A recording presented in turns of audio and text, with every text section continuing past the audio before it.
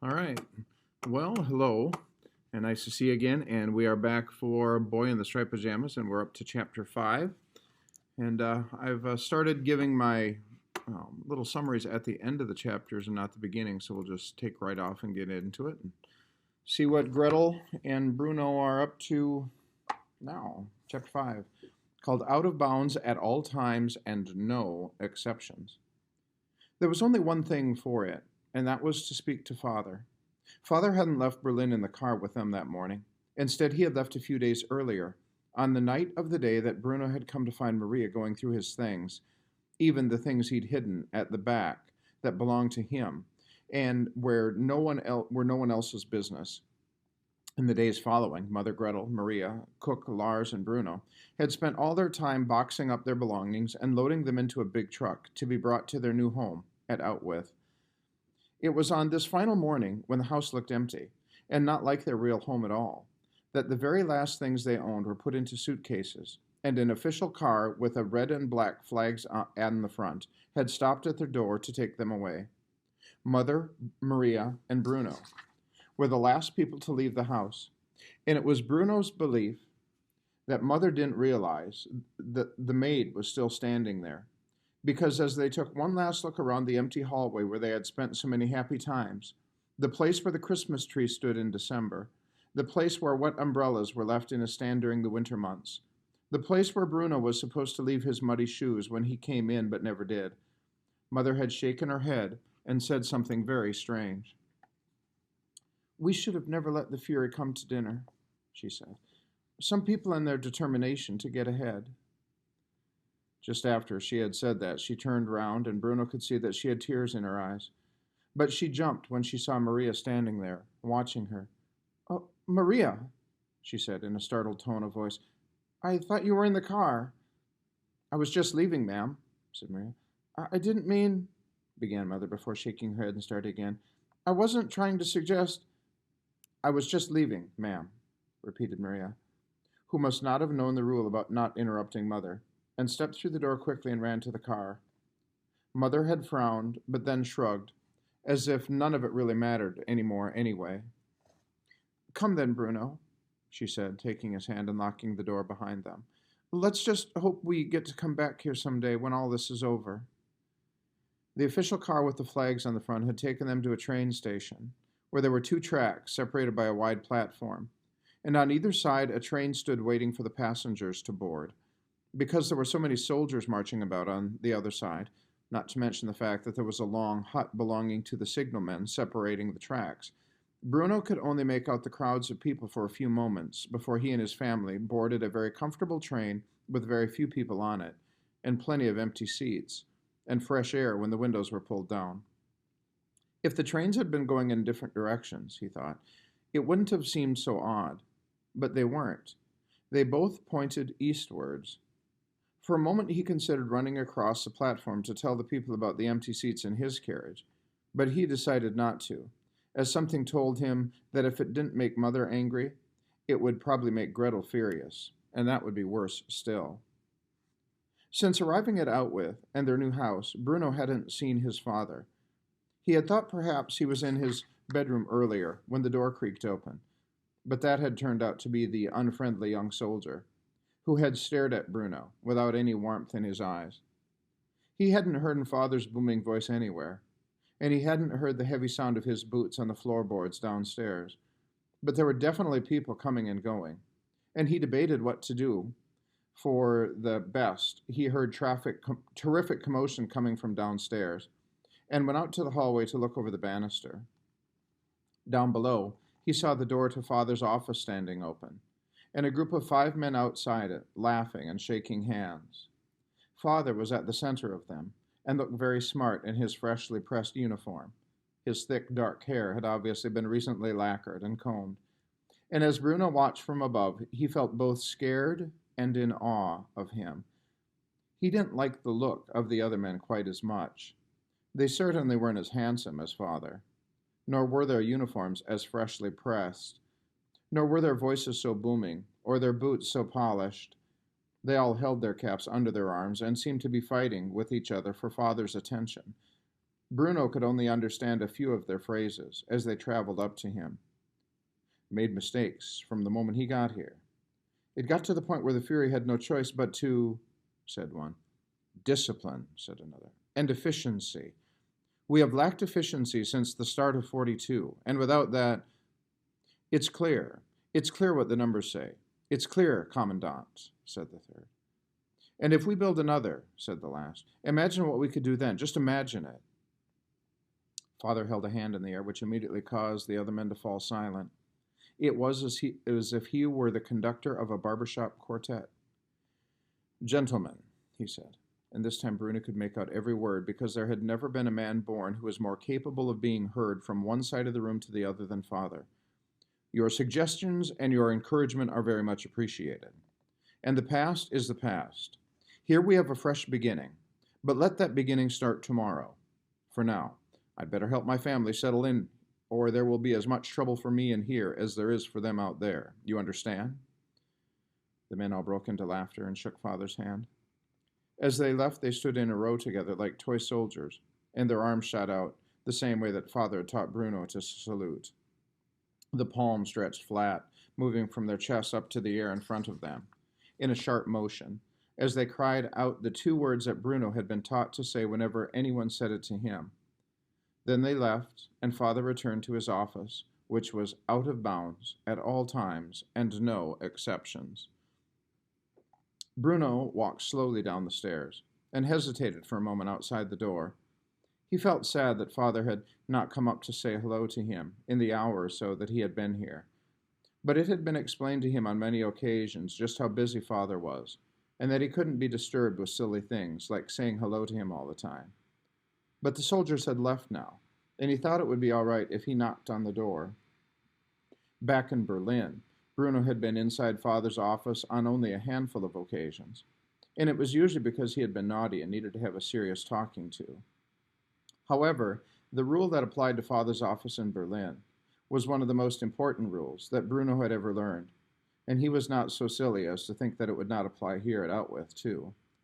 But since they had not seen each other in some days, he thought that no one would mind if he knocked now. And so he tapped carefully on the door, twice, and quietly. Perhaps Father didn't hear. Perhaps Bruno didn't knock loudly enough. But no one came to the door. So Bruno knocked again, and did it louder this time. And as he did, so he heard the booming voice from inside call out, "Enter!" Bruno turned the door handle and stepped inside and assumed his customary pose of wide, open eyes, mouth in the shape of an O, and arms stretched out by his sides.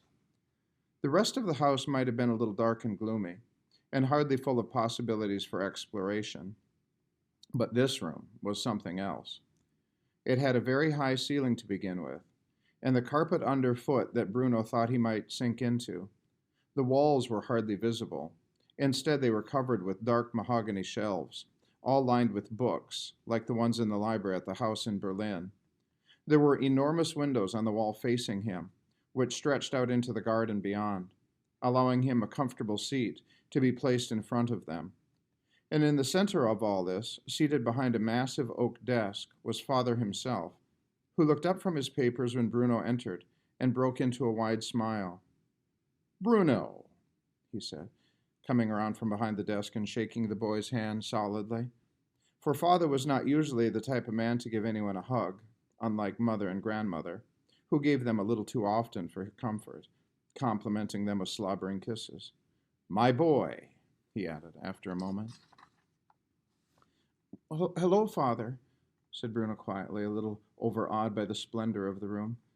"Bruno, I was coming to see you in a few minutes. I promise I was," said Father. "I just had a meeting to finish and a letter to write. You got here safely then?" "Yes, Father," said Bruno. "You were help to your mother and sister in closing the house?" "Yes, Father," said Bruno. "Well, then I'm proud of you," said Father approvingly. "Sit down, boy." He indicated a wide armchair facing his desk, and Bruno clambered into it, his feet not quite touching the floor, while Father returned to his seat behind the desk and stared at him. They didn't say anything to each other for a moment, and then finally Father broke the silence. "So," he asked, What do you think? What do I think? Asked Bruno. What do I think of what? Of your new home. Do you like it? No, said Bruno quickly, because he always tried to be honest, and knew that if he hesitated even for a moment, then he wouldn't have the nerve to say what he really thought. I think we should go home, he added bravely. Father's smile faded only a little, and he glanced down at his letter for a moment before looking back up again, as if he wanted to consider his reply carefully. Well, we are home, Bruno, he said finally in a gentle voice. Outwith is our new home. But when can we go back to Berlin?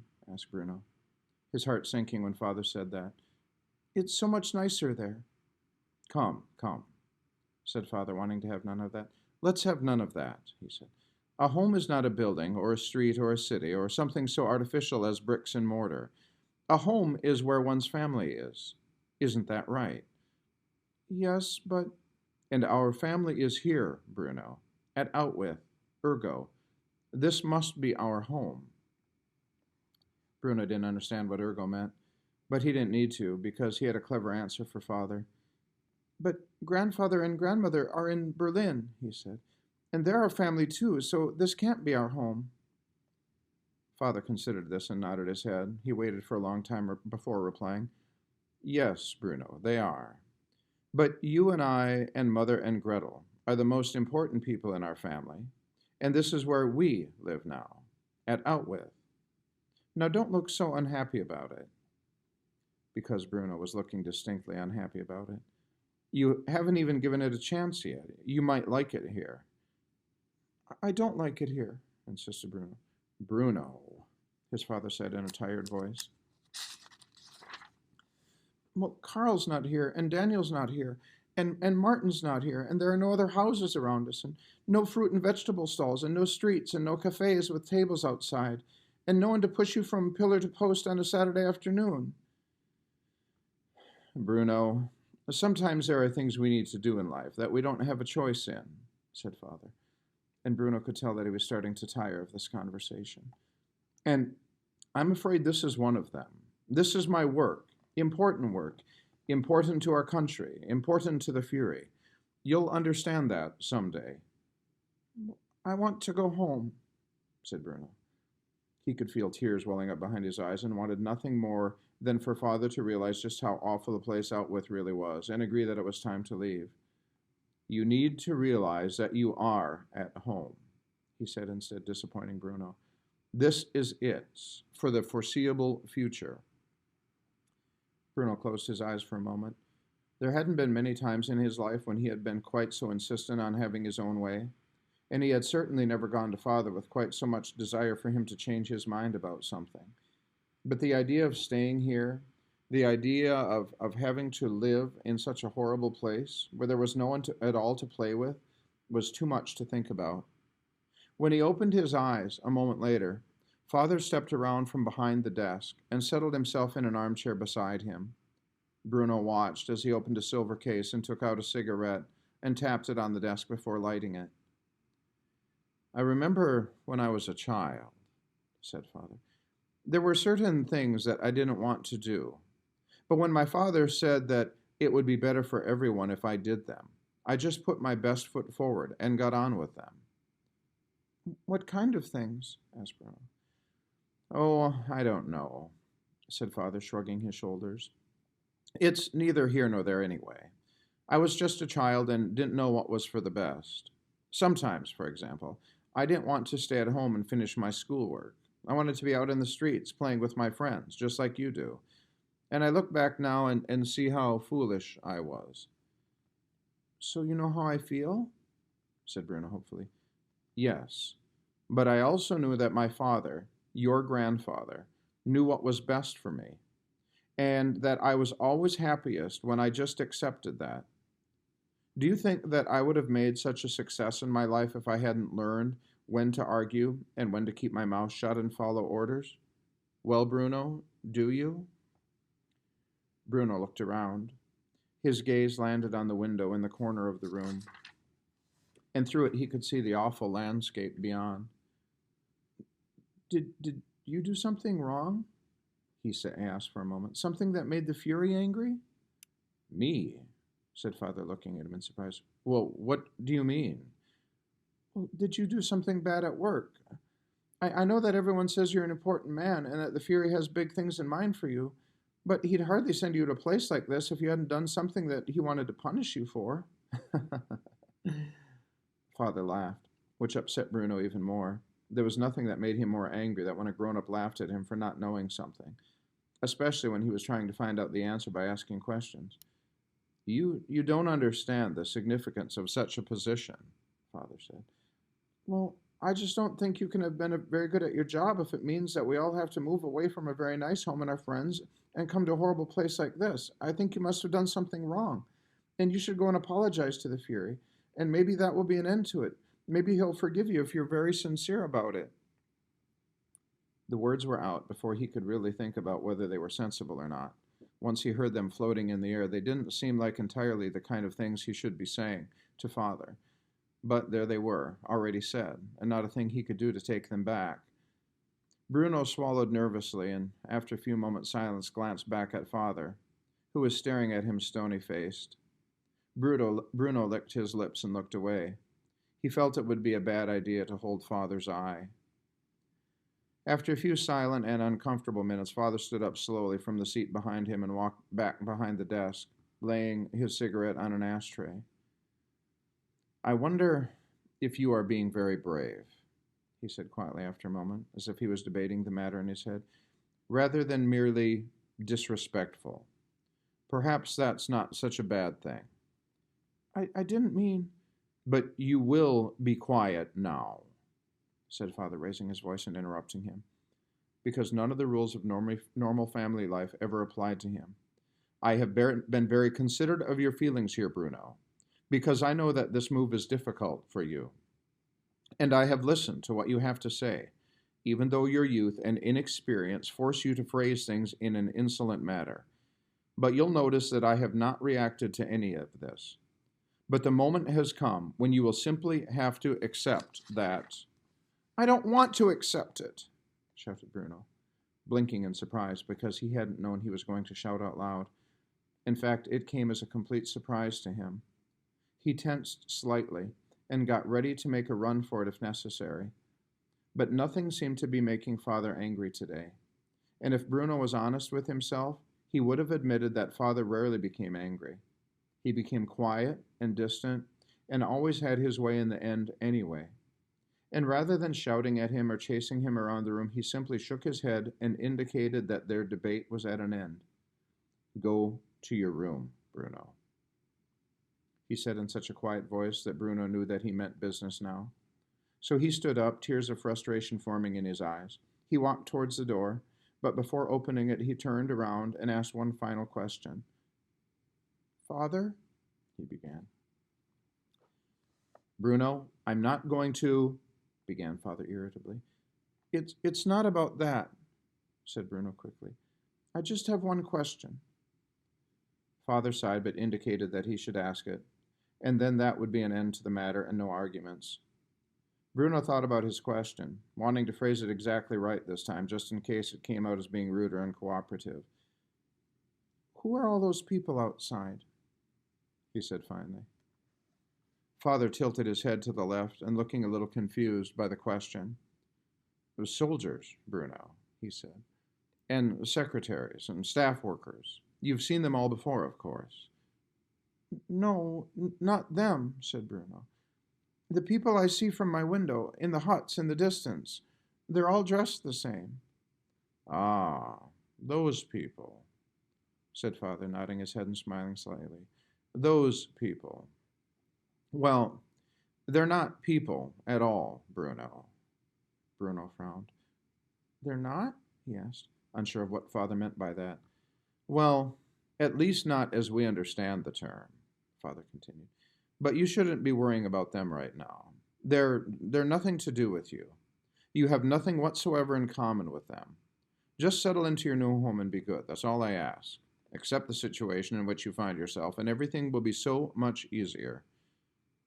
Yes, Father, said Bruno, unsatisfied by the response.